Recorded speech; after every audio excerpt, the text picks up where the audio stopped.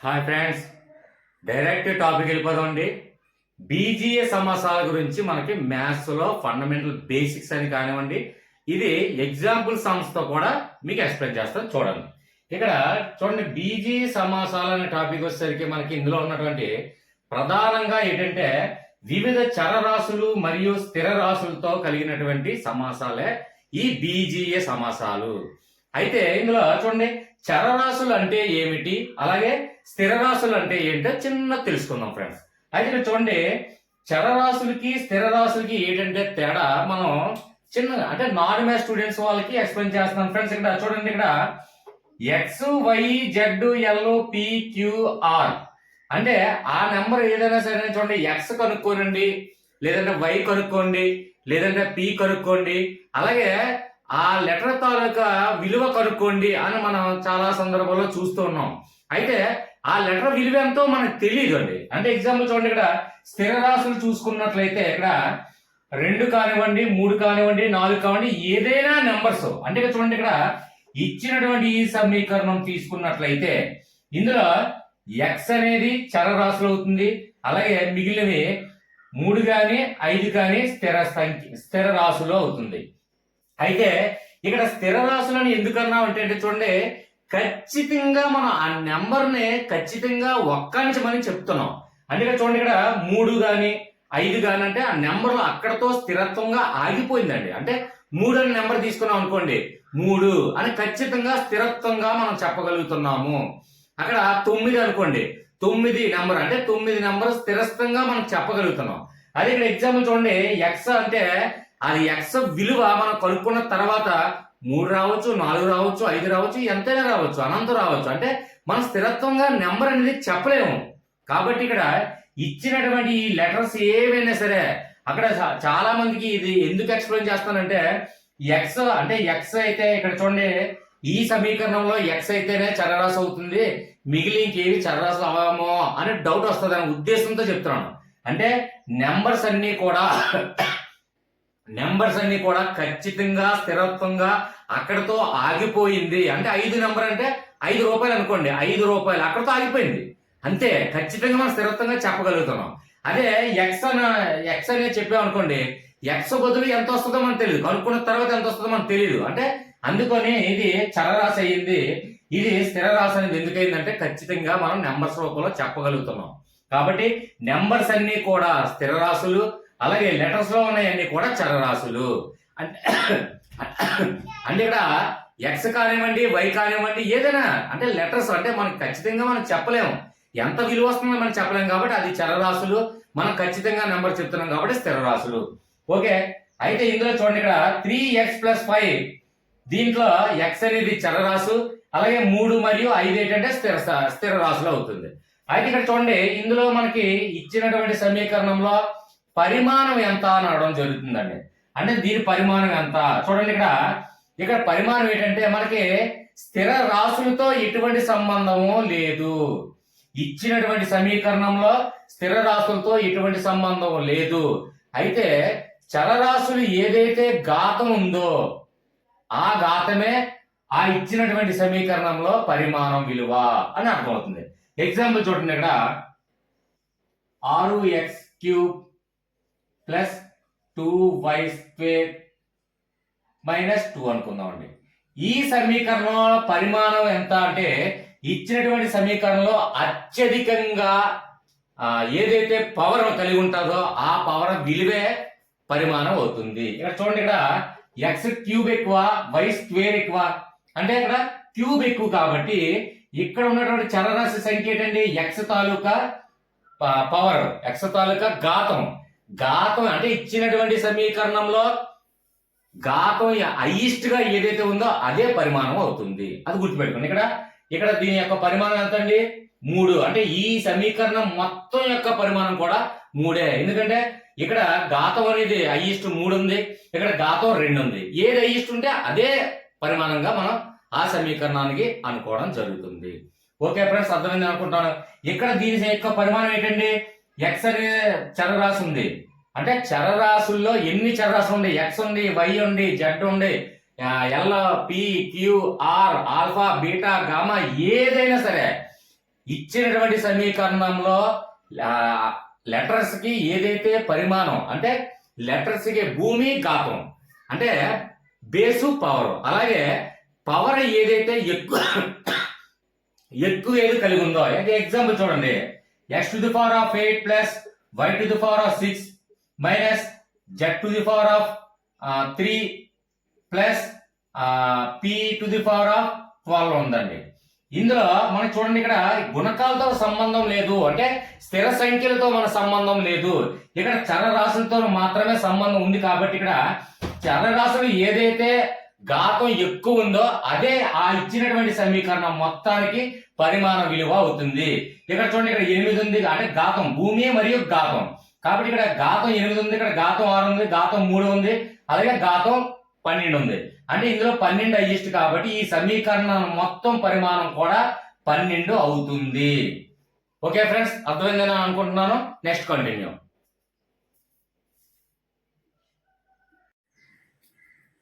ఇక్కడ చూడండి, ఇచ్చినటువంటి బీజీ సమాసాల్లో ఏవి సజాతి పదాలు ఏవి విజాతి పదాలు అని తెలుసుకుందామండి. అయితే ఇక్కడ చూడండి, ఇక్కడ సజాతి పదాలు విజాతి పదాలు అంటే చూడండి, ఇందులో ఉన్నటువంటి సజాతి అంటే ఒకే జాతికి సంబంధించినవి, అది గుర్తుపెట్టుకోండి. అంటే ఇక్కడ చూడండి, ఇక్కడ 2x ఇక్కడ ఏమీ లేదంటే 1 ఉన్నట్టు అర్థం, అది భావించండి. అలాగే ఇక్కడ చూడండి, ఇక్కడ 2x 3x², అలాగే 4x మైనస్ 5x, అలాగే 7x³ ఉంది. అయితే ఇక్కడ ఎప్పుడు కూడా ఘాతంలో ప్లేస్ లో ఏమీ లేదంటే 1 ఉన్నట్టుగా భావించండి. కాబట్టి ఇక్కడ ఏమీ లేదంటే 1, ఇక్కడ ఏమీ లేదంటే 1. ఒకే జాతి అంటే చూడండి, మనకి ఒకే జాతి ఎప్పుడు కూడా సజాతి పదాలు గుర్తించేటప్పుడు మనకి స్థిర రాశులతో సంబంధం లేదు, అంటే నెంబర్లతో సంబంధం లేదు. చూడండి, 2 కానీ 3 కానీ 5 కానీ 7 కానీ 4 కానీ ఈ నెంబర్స్ తో మనకి సంబంధం లేదు. ఇచ్చినటువంటి చరరాశులు మాత్రమే తీసుకోండి, అది కూడా ఒకే జాతికి సంబంధించినవి అనగానే మనకి ఘాతం ఏదైతే ఉందో ఆ ఘాతాలు సమానంగా ఉంటే అవి సజాతి పదాలు, అది గుర్తించండి. ఇక్కడ చూడండి, x⁴1 ఉంది, ఇక్కడ x⁴1 ఉంది, ఇక్కడ x⁴1, అంటే ఒకే జాతికి సంబంధించినవి అని మనం గుర్తుపెట్టుకుంటే చాలు. అంటే సజాతి పదాలు అంటే ఒకే జాతికి సంబంధించినవి. అంటే ఇచ్చినటువంటి బీజీయ సమాసాల సమీకరణంలో మనం నంబర్స్ తో సంబంధం లేకుండా చరరాశులు తీసుకోండి, అది x అయితే x, y అయితే y, ఏదైతే అది, అందులో ఉన్నటువంటి ఘాతాలు ఏదైతే సమానంగా ఉన్నాయో అవన్నీ కూడా ఒకే జాతికి సంబంధించినవి, అవి సజాతి పదాలుగా మనం భావించండి. అలాగే సజాతి పదాలు కానివన్నీ కూడా విజాతి పదాలు. ఓకే ఫ్రెండ్స్, అంటే ఇక్కడ విజాతి పదాలు అంటే ఏంటి, వేరు వేరు ఘాతాలు ఉన్నాయన్నీ కూడా విజాతి పదాలు. ఓకే ఫ్రెండ్స్, ఇక మనకి బీజీ సమాసాల్లో చాలా ఇంపార్టెంట్, బీజీ సమాసాల్లో సంకలన వ్యవకలనాల గురించి ఎక్కువగా ఆడడం జరుగుతుందండి. సంకలనం అంటే ప్లస్ అంటే కూడిక, వ్యవకలనం అంటే మైనస్ తీసివేత. కాబట్టి ఇచ్చినటువంటి బీజీ సమాసాల్లో మనకి సంకలనం గురించి ముందు నేర్చుకుందాం, అంటే కూడిక గురించి ముందు నేర్చుకుందాం. ఇక్కడ చూడండి, 5x² plus 3xy plus 2y². అలాగే మనకి ఎప్పుడు కూడా సంకలన వ్యవకలనాలు చేసేటప్పుడు ఎప్పుడు కూడా ఏ చరరాశులు ఉన్నాయో ఆ చరరాశుల కింద మాత్రమే అవి ప్రతిక్షేపించాలి. అంటే చూడండి, ఇక్కడ x² ఉన్నాయి కాబట్టి x² అన్ని కూడా ఇక్కడ వేయాలి, దాని కిందనే ప్రతిక్షేపించాలి. అలాగే 3xy ఉందంటే 3xy కింద xy మనం వేయాలి. అంటే ఇక్కడ చూడండి, y² ఉంది కాబట్టి y² అన్ని కూడా ఇక్కడ వేయాలి. y³ ఉన్నట్లయితే పక్కన y³ ఉంటే వేసుకుంటాం. అలాగే ఎంత ఘాతం ఉంటే ఏవైతే ఘాతాలు ఉన్నాయో ఆ ఘాతాలు అలాగే చరరాశులు దాని కింద మాత్రమే వేసి మనం సంకలన వ్యవకలనం చేయాలి. కాబట్టి ఇందులో చూసుకున్నట్లయితే చూడండి, 5x², 4x², అలాగే 3xy, xy, అలాగే 2y², అలాగే 2y² ఉంది. ఇక్కడ సంకలనం చేసేటప్పుడు, సంకలనం అంటే ప్లస్ అండి. కాబట్టి ఇక్కడ చూడండి, ఇక్కడ 5 4 ఎంతండి, 9 x² కదండి, x² అంతే. అంటే ఎన్ని x² ఉన్నాయండి అంటే ఇక్కడ 4 x² అలాగే 5 x² మొత్తం 9 x² అయ్యాయి. ఓకే ఫ్రెండ్స్, చూడండి కలిపేటప్పుడు ఎప్పుడు కూడా మనకి నెంబర్స్ కలుపుకుంటే సరిపోతుందండి. అదే లబ్ధం చేసేటప్పుడు ఎప్పుడు కూడా అంటే చూడండి ఎగ్జాంపుల్ x² ఇంటూ x². లబ్ధం అంటే గుణకారము. గుణించుకునేటప్పుడు ఎప్పుడు కూడా ఘాతాలు కలుపుకుంటాయి. అంటే x⁴ అవుతుంది. ఈ రెండు కలిపేసుకుంటే సరిపోతుంది. గుణించేటప్పుడు మనం సంకలనం చేసేటప్పుడు ఎప్పుడు కూడా ఇక్కడ ఉన్నటువంటి స్థిర రాశులు కలుపుకుంటే సరిపోతుంది. అంటే చాలా ఈజీ ఫ్రెండ్స్, చాలా ఈజీ. కాబట్టి ఇక్కడ 3xy, ఇక్కడ చూడండి ఇక్కడ మైనస్ ఉంది, అంటే ఇక్కడ ప్లస్ ఉంది, ఇక్కడ మైనస్ ఉంది. అంటే ఏదైతే పెద్ద సంఖ్య ఉందో అందులోంచి చిన్న సంఖ్య తీసేసి పెద్ద సంఖ్యకి ఏదైతే గుర్తుందో ఆ గుర్తు వేయడమే మనకి సరిపోతుంది. అయితే ఇక్కడ 3xyలోంచి ఒక xy తీస్తే ఇంకేమి ఉన్నాయండి? 2xyలు. అది ప్లస్ అయ్యాలా మైనస్ అయ్యాలంటే పెద్దదానికి ఏదైతే గుర్తుందో మనం ఎందులోంచి తీసామో అది పెద్దదానికి ఏదైతే గుర్తుందో ఆ గుర్తు ఇక్కడ వర్తిస్తుంది. ప్లస్ 3xy మైనస్ xy కాబట్టి ఇక్కడ ప్లస్ పెద్దదానికి అంటే 3xy అంటే 3xyలు ఉన్నాయి కాబట్టి ఇది పెద్ద సంఖ్య కాబట్టి పెద్ద సంఖ్య ఏదైతే గుర్తుందో ఆ గుర్తు వేస్తాం. అదే మైనస్ 3xyలోంచి ప్లస్ xy తీసినట్లయితే అక్కడ మైనస్ 2xy వస్తుంది. అంటే పెద్దదానికి ఏదైతే గుర్తుందో ఆ గుర్తే మనం వేయాలి. ఓకే ఫ్రెండ్స్, ఇక్కడ ప్లస్ 2y² అలాగే ప్లస్ 2y². కాబట్టి ఇక్కడ గుర్తులేం మారలేదు కాబట్టి మనకి ఈజీ. 2 2 4y². అంతే ఫ్రెండ్స్, సంకలనం అంటే చాలా ఈజీ. నెక్స్ట్ వ్యవకలనం గురించి చూద్దాం. ఓకే ఫ్రెండ్స్, ఇక్కడ సంకలనం గురించి నేర్చుకున్నాం. అలాగే వ్యవకలనం అంటే తీసివేత అండి. ఇదిగోండి తీసివేత. కాబట్టి ఇక్కడ చూడండి మనకి ఫస్ట్ ఆఫ్ ఆల్ ఏంటంటే చూడండి 12xy plus 4x² minus 3y² ఉంది. ఏవైతే మనకి ఘాతాలు ఉన్నాయో ఆ ఘాతాలు అలాగే చరరాశులు వాటి కింద మాత్రమే వేయాలి. అది మనకి కంపల్సరీ పాటించాలి. ఇక చూడండి 12xy కింద చూడండి 2xy అలాగే ప్లస్ 4x² కింద 9x². అలాగే ఇక్కడ y² ఏవి లేవు కాబట్టి దాన్ని ఖాళీగా వదిలేశాను. ఇక్కడ చూడండి ఇది మనం వ్యవకలనం చేసేటప్పుడు ఎప్పుడు కూడా ఒకే ఒక చిన్న గుర్తు పెట్టుకోండి. తీసివేత మనం ఎప్పుడు చేసినా సరే ఖచ్చితంగా చిట్ట చివర మనం ఏదైతే ఉన్నాయో వాటికి ఉన్నటువంటి గుర్తులు ఆటోమేటిక్ గా మారుతాయి. ఈ నిబంధన పాటించాలి. అంటే ఇక్కడ చూడండి ఇక్కడ 2xy అంటే ప్లస్ 2xy మైనస్ 2xy ఉంది ఇక్కడ. అంటే ఏమీ లేదంటే ప్లస్ ఉన్నట్లు లెక్క. కాబట్టి ఇక్కడ ప్లస్ 2xy ఉంది. కాబట్టి ఇక్కడ మనం తీసివేసేటప్పుడు ఎప్పుడు కూడా తీసివేత చేసేటప్పుడు ఎప్పుడు కూడా చిట్ట చివరిగా అడుగున ఉన్నటువంటి బీజీ సమాసాలలో ఏవైతే గుర్తులు ఉన్నాయో ఆ గుర్తులు వ్యతిరేక దిశగా మారుతాయి. అంటే ప్లస్ ఉంటే మైనస్ అవుతుంది, ఇక్కడ ప్లస్ ఉంది అంటే మైనస్ అవుతుంది.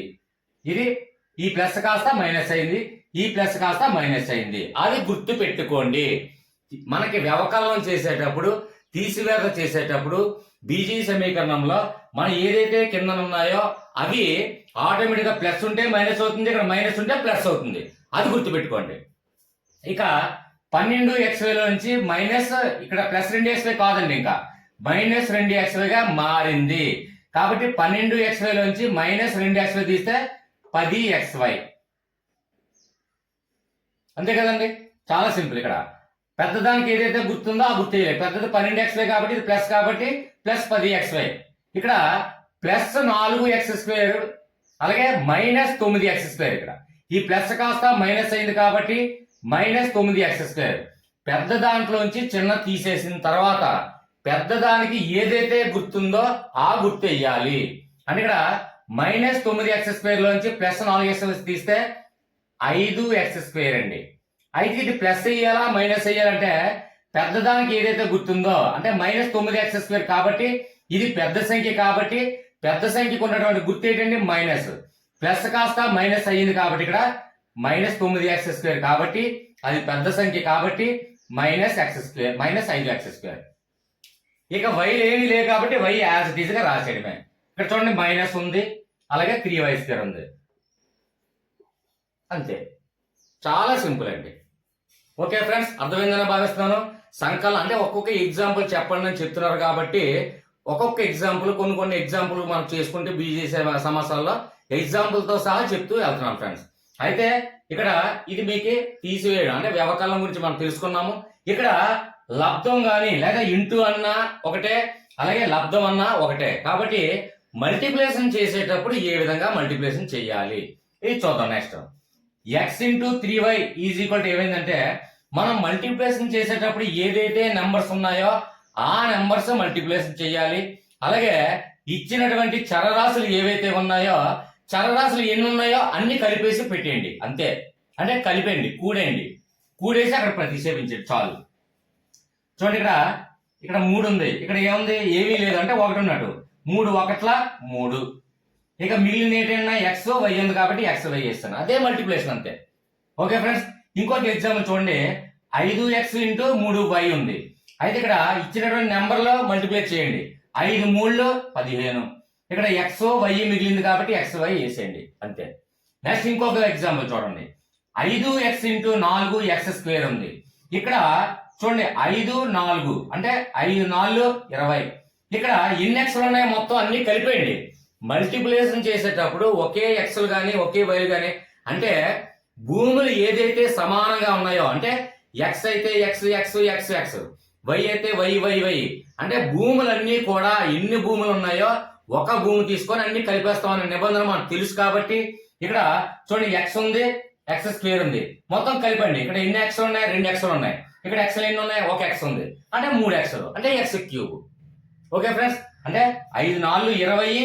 అలాగే ఇక్కడ ఎక్స్ ఉంది, x² ఉంది. అంటే ఇక్కడ ఏమీ లేదంటే చూడండి, ఇక్కడ ఏమీ లేదంటే 1 ఉంది. అంటే ఒకే భూములు ఉన్నట్లయితే చూడండి,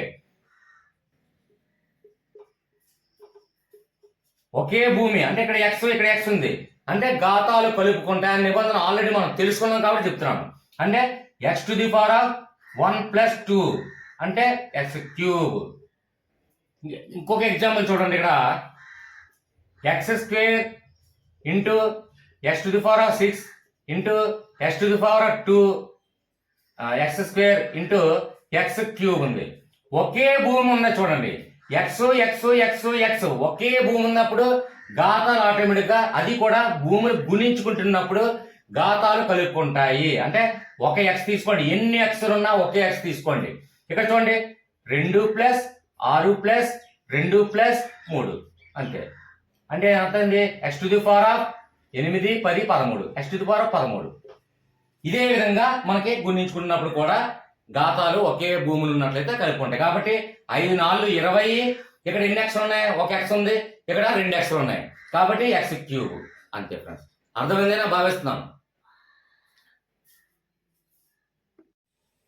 ఓకే ఫ్రెండ్స్, ఇంకొక ఎగ్జాంపుల్ చూడండి. ఇక్కడ 3x² అలాగే into 4xy² into 7x³ y³.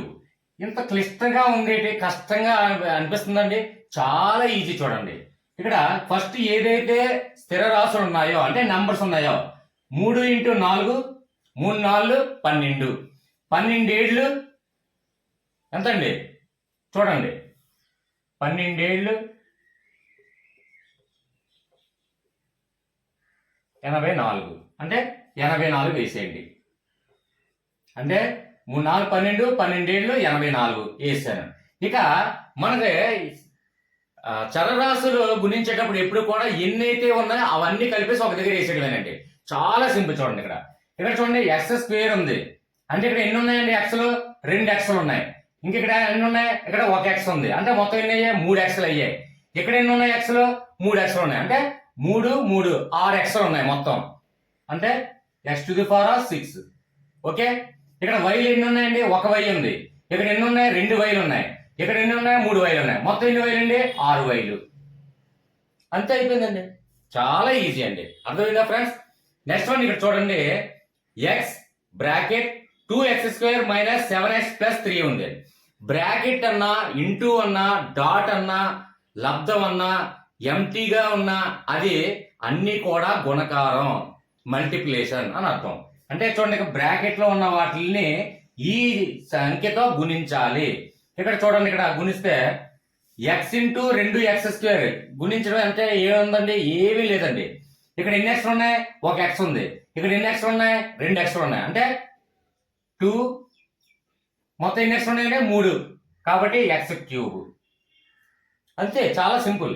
ఇక్కడ చూడండి, ఇక్కడ ఎక్స్ ఉంది, 7x ఉంది. అంటే ఇక్కడ ఒక ఎక్స్, ఇక్కడ ఒక ఎక్స్ ఉంది. అంటే 7x², అంటే 2 ఎక్స్లు ఉన్నాయి మొత్తం. ఇక్కడ ఎక్స్ ఇంటూ 3, ఇక్కడ ఎక్స్లు లేవు కాబట్టి 3 x 3x.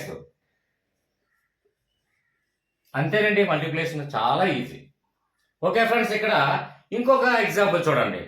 అంటే మీరు ప్రాక్టీస్ చేయండి. ప్రాక్టీస్ చేసిన తర్వాత డౌట్స్ వస్తే మీరు వాట్సాప్లో సింపుల్గా అడిగినట్లయితే అప్పటికప్పుడే మీకు ఎక్కడ ఏ సంబంధ డౌట్ వచ్చినా సరే వాట్సాప్లో క్షుణ్ణంగా ఎక్స్ప్లెనేషన్ ఇవ్వడం జరుగుతుంది. అంటే ప్రతి ఒక్కరి సందేహాలు కూడా, అందరు చిన్న చిన్న సందేహాలన్నీ కూడా ఒక వీడియో చేయడానికి సాధ్యపడదు కాబట్టి వాట్సాప్ గ్రూప్ అనేది ఇవ్వడం జరిగింది.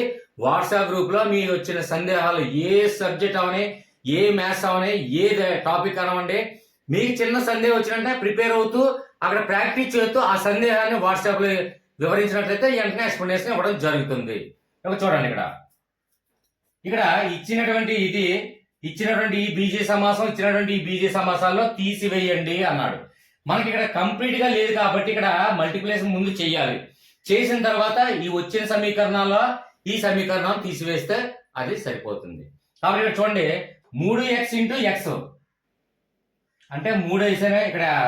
ఇక్కడ నెంబర్స్ ఏమీ లేవు. నెంబర్స్ ఉంటే నెంబర్స్ తో గుణిస్తాం, నెంబర్స్ లేవు కాబట్టి అంటే 3, ఇక్కడ ఒక ఎక్స్, ఇక్కడ ఒక ఎక్స్, మొత్తం ఎంత అయిందండి? 2x, అంటే x². ఓకే ఫ్రెండ్స్, ప్లస్ గుర్తులు కూడా గుణించాలి ఫ్రెండ్స్. ఆ గుర్తులు ఎలా గుణించాలనేది ఆల్రెడీ మ్యాథ్స్ వీడియో చేయడం జరిగింది. అందులో చూడండి, పార్ట్ లో ఉన్నాయి చూడండి. ఇక్కడ 3 ఇంటూ 2 6, అలాగే ఎక్స్ వై ఉంది కాబట్టి ఎక్స్ వై 2 రాశాను అంతే. ఇది చూడండి, 2x అంటే 2 ఇంటూ 5 10, ఒక ఎక్స్, ఇక్కడ ఒక ఎక్స్ ఉంది అంటే 2x, అంటే x².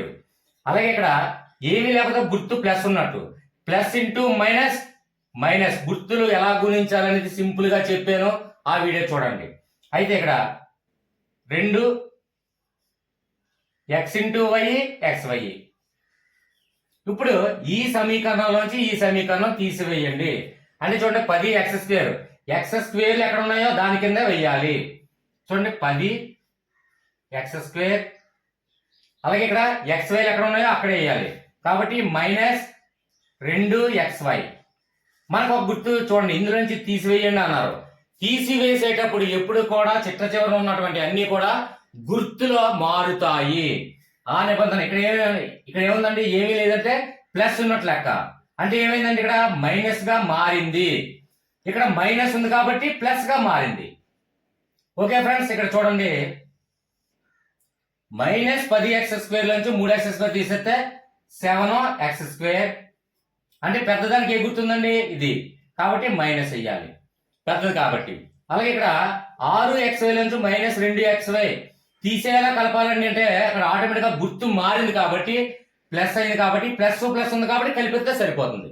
అంటే 6xy అలాగే 2xy మొత్తం ఎంత అండి? 8xy. ఇది ప్లస్ అయ్యేలా మైనస్ అంటే 2 ప్లస్లే కాబట్టి ఇంకా అలాగా ఆటోమేటిక్ గా ప్లస్. ఓకే ఫ్రెండ్స్, అంతే, తీసివేయండి అంటే. ఓకే ఫ్రెండ్స్, అర్థమైందని భావిస్తాను. Next continue. ఓకే ఫ్రెండ్స్, మనకి ఇచ్చినటువంటి బీజీయ సమాసాలలో సంకలనం వ్యవకలనం నేర్చుకున్నాం, అలాగే లబ్ధం గుణకారం కూడా నేర్చుకున్నాం. ఇప్పుడు భాగాహారం నుంచి నేర్చుకున్నాం.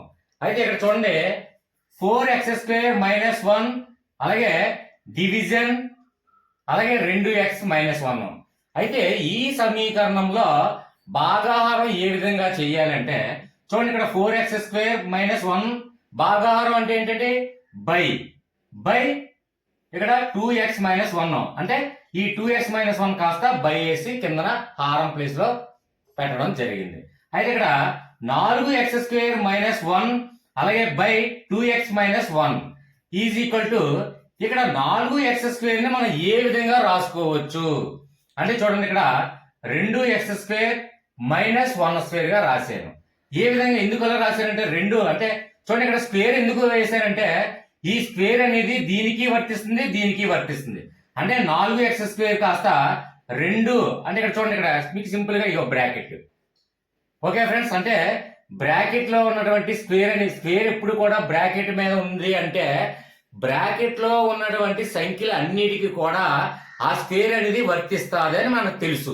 కాబట్టి ఇక్కడ 2 స్క్వేర్ అలాగే ఎక్స్ స్క్వేర్ అంటే ఏమవుతుంది, 2 స్క్వేర్ అంటే 4, ఎక్స్ స్క్వేర్ అంటే ఎక్స్ స్క్వేర్. కాబట్టి ఈ 4 ఎక్స్ స్క్వేర్ కాస్త ఈ విధంగా రాయడం జరిగింది. ఎందువల్ల అలా రాయడం జరిగింది, ఎందుకని మనం అలా ఆలోచించాలి అంటే, మనకి ఇచ్చినటువంటి భాగాహారం ఏదైతే ఉందో చూడండి, కింద హారం ప్లేస్ లో ఏదైతే ఉందో దానికి దగ్గరలో తీసుకురావడానికే మనం ప్రయత్నం చేయాలి. దానికి దగ్గరలో తీసుకురావడం ప్రయత్నం చేసినట్లయితే ఆటోమేటిక్ గా ఎగ్జాంపుల్ చూడండి, త్రికోణమితి అందరూ కూడా చదువుకుని ఉన్నాం. త్రికోణమితి చేసేటప్పుడు ఒకటే లాజిక్, మనకి ఇచ్చినటువంటి సమీకరణంలో అక్కడ సైన్లు ఉంటే సైన్లు, కాసులు ఉంటే కాసులు, ట్యాన్లు ఉంటే ట్యాన్లో మనం తీసుకురావడానికి ఏ ఏ ఫార్ములాస్ అయితే ఉపయోగిస్తూ ఆ విధంగా తీసుకొస్తే లాస్ట్ న తెగిపోవడానికి ఈజీగా ఉంటుంది. అంటే ఈజీగా కట్ అవడానికి, ఈజీగా సూక్ష్మీకరించడానికి సౌలభ్యంగా ఉంటది. కాబట్టి ఇక్కడ మనకి భాగాహారంలో ఏదైతే ఉందో చూడండి, ఇక్కడ 2x- ఉందంటే ఈ రూపంలో రాయడానికి దగ్గరలో తీసుకొచ్చినట్లయితే ఆటోమేటిక్ గా సమ్ అనేది ఈజీగా సూక్ష్మీకరించవచ్చు. కాబట్టి ఇక్కడ 4x² - 1 ఇచ్చినటువంటి ఏదైతే ఈ సమ్స్ ఉన్నాయో అక్కడ ఏదైతే మనకి తెగడానికి ఆస్కారం ఉందో ఆ రూపంలో మనకి తీసుకెళ్ళాలి. అంటే ఇక్కడ ఈ రూపంలో అంటే a² - b² = a + b × a - b ఈ రూపంలో ఉంది కాబట్టి ఈ రూపంలో తీసుకెళ్ళాం. ఒకవేళ a + b² రూపంలో అంటే a + b², ఏ సూత్రం ఆధారంగా అంటే మనకి తెగడానికి ఈజీగా ఉండడం కోసం మనకు ఈ విధంగా మనం చేయడం జరుగుతుంది, అది గమనించండి. అయితే ఇక్కడ 4x² కాస్త 2x² గా రాశారు. అంటే ఈ స్క్వేర్ అనేది 2కి వర్తిస్తుంది, x కి వర్తిస్తుంది. అంటే 4x² ని ఆ విధంగా రాశాను. ఎందువల్ల రాశానంటే చూడండి, ఇక్కడ 2x - 1 అంటే ఇక్కడ చూడండి 2x - 1 కింద ఉంది కాబట్టి దీన్ని తెగడానికి ఈజీగా మనకు ఆస్కారం దొరుకుతుంది. కాబట్టి ఈ విధంగా రాయడం జరిగింది. ఇప్పుడు ఈ విధంగా రాసిన తర్వాత ఇది a², ఇది b² రూపంలో ఉంది. a² - b² రూపంలో ఉంది. కాబట్టి ఇక్కడ a² - b² ఫార్ములా ఏంటండి, a + b × a - b. కాబట్టి ఇక్కడ దీన్ని ఏ విధంగా రాశారండి, ఇది a² - b² రూపంలో ఉంది కాబట్టి a + b × a - b గా, అంటే ఇది a + b, ఇది a - b కాబట్టి a + b × a - b గా రాయడం జరిగింది. ఓకే ఫ్రెండ్స్, అయితే యాజ్ ఇట్ ఈజ్ గా 2x - 1 ఇక్కడ రాశాను, అలాగే కింద కూడా 2x - 1 రాయడం జరిగింది. అయితే ఇక్కడ చూడండి, ఎప్పుడు కూడా భాగాహారం అంటే బై ఉన్నప్పుడు మేధన కింద ఎప్పుడైనా గుణించుకుంటున్నప్పుడు మాత్రమే కింద సంఖ్యకి మేధ సంఖ్యకి యాజ్ ఇట్ ఈజ్ గా ఉన్నట్లయితే తెగుతాయి అని గుర్తుపెట్టుకోండి. అంటే ఎగ్జాంపుల్ చూడండి, ఇక్కడ x × y ఉంది అనుకోండి, బై x ఉంది అనుకోండి. ఇక్కడ x, y గుణించుకుంటున్నాయి కాబట్టి ఈ x కి పోతుంది. ఆ విషయం తెలియని వాళ్ళకి చెప్పడం జరుగుతుంది. అయితే ఇక్కడ చూడండి ఇంకోటి, x + y బై x ఉంది అనుకోండి, ఈ x కి పోకూడదు, అది నిబంధనకు విరుద్ధము. అంటే గుణించుకుంటున్నప్పుడు మాత్రమే అలా తెగుతాయి, అది గుర్తుపెట్టుకోండి. ఇంకా ప్లస్ గానీ మైనస్ గానీ ఉన్నట్లయితే పక్కన ఉన్న సంఖ్యలకి అది ఖచ్చితంగా కింద మీదకి తెగడానికి వీలు లేదు, అది నిబంధనకు విరుద్ధము. కాబట్టి ఇక్కడ చూసుకున్నట్లయితే ఇక్కడ ఈ రెండు గుణించుకున్నాయి. అంటే 2x + 1 × 2x - 1 ఇక్కడ ఇంటూ లేదు కదండి, గుణించుకోవడానికి మనకి ఎలా తెలుస్తుందండి. బ్రాకెట్ అంటే ఇంటూ అని చెప్పాను. బ్రాకెట్ అన్నా, ఇంటూ అన్నా, డాట్ అన్నా, x, y మధ్యలో ఏమీ లేకపోయినా ఖాళీగా ఉన్నా ఇవన్నీ కూడా గుణకారమే. కాబట్టి ఈ రెండు గుణించుకుంటున్నాయి. కాబట్టి ఈ నిబంధన ప్రకారంగా కిందన 2x - 1 మీద 2x - 1 ఉంది. అంటే దీనికి ఒకసారి కట్ అయింది. అంటే 2x - 1 ఒకసారి, 2x - 1 ఒకసారి. ఇంకా మిగిలింది ఏముందండి, 2x + 1, 2x + 1 ఇంతే. ఈజీగా అర్థమైందనే భావిస్తున్నాను. బీజీ సమాసాలు మీరు బిట్లు కానీ ఏదైనా ప్రాక్టీస్ చేయండి. డౌట్స్ వస్తే వాట్సాప్ లో నాకు వివరించినట్లయితే ఏ సమయంలో అయినా సరే మీకు రెస్పాండ్ అయ్యి ఖచ్చితంగా ఆన్సర్ ఇవ్వడం జరుగుతుంది. క్లియర్ గా వివరించడం కూడా జరుగుతుంది. ఓకే ఫ్రెండ్స్, అంటే ప్రతి ఒక్కరికి 1,000 మంది కామెంట్స్ లో అందరూ చిన్న సందేహాలన్నీ కూడా అన్ని ఒకే వీడియోలో చేయడం సాధ్యపడదు. కాబట్టి వాట్సాప్ అనేది మనం అభిప్రాయాలు డిస్కస్ చేసుకుందాం. అలాగే సబ్జెక్ట్ గురించి కానీ లేదా మంచి విషయాలు కానీ అందరూ అభిప్రాయాలు షేర్ చేసుకోవడానికే ఈ గ్రూప్ అనేది పెట్టడం జరిగింది. కాబట్టి వాట్సాప్ గ్రూప్ అనేది లింక్ ఇవ్వడం జరుగుతుంది. అలాగే చూడండి, ఇవన్నీ కూడా క్షుణ్ణంగా మీరు పరిశీలించండి.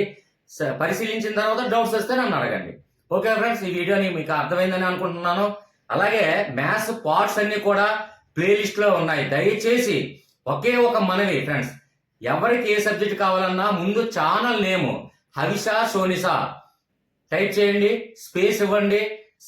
సబ్జెక్ట్ అంటే మ్యాథ్స్ అయితే మ్యాథ్స్, తెలుగు అయితే తెలుగు, ఏ సబ్జెక్ట్ అయితే ఆ సబ్జెక్ట్ టైప్ చేయండి, స్పేస్ ఇవ్వండి, ప్లేలిస్ట్ అని టైప్ చేసి సెర్చ్ చేయండి. అప్పటికి లింక్ దొరకకపోతే మీకు కావాల్సిన వీడియోలు లింక్ నేను పంపించడం జరుగుతుంది. ఓకే ఫ్రెండ్స్, ఇది ఈజీగా అర్థమైందని భావిస్తున్నాను. ఫ్రెండ్స్, మీ నుండి ఆశించేది దయచేసి ఒక్క ఫ్యూ సెకండ్స్ ఆగి వీడియో చూస్తున్నప్పుడు లైక్ అనే బటన్ ఉంటుంది. దయచేసి లైక్ చేస్తే 10 మందికి రికమెండ్ చేసిన వారు అవుతారు. మీ నుండి ఆశించేది అదొకటి, లైక్ ఒకటి, అలాగే సబ్స్క్రైబ్ ఒకటి మర్చిపోకండి. ప్లీజ్ రిక్వెస్ట్ అదొకటే. ఓకే ఫ్రెండ్స్, నెక్స్ట్ వీడియోతో మళ్ళీ కలుద్దాం. Okay friends, bye. చాలా బాగా ప్రిపేర్ అవ్వండి. డౌట్స్ వస్తే ఎనీ సబ్జెక్ట్, అందుకే Havisha Sonisa all in one అనే క్యాప్షన్ పెట్టడం జరిగింది. ఏ సబ్జెక్ట్ అయినా డౌట్ అడగండి, నేను చెప్తాను. Okay friends, thank you very much.